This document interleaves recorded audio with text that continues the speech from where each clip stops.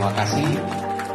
Bersama ketua menyabang dipakai ke kota Palembang dan para kolog ini para pesan sosialisasi.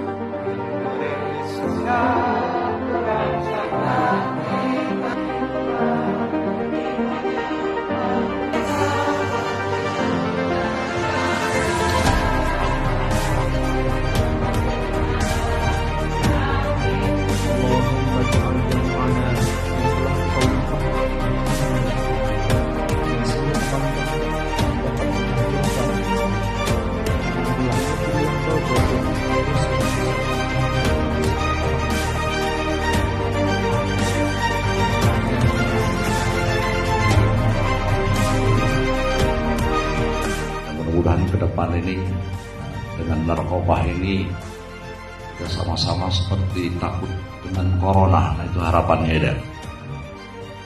Jadi mana caranya gitu memberikan edukasi, memberikan sosialisasi kepada masyarakat terkait dengan bahaya narkoba ini melebihi ketakutan kita kepada corona.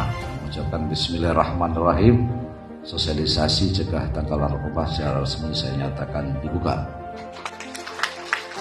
Demikian yang dapat kami sampaikan, lebih dan kurang mohon maaf.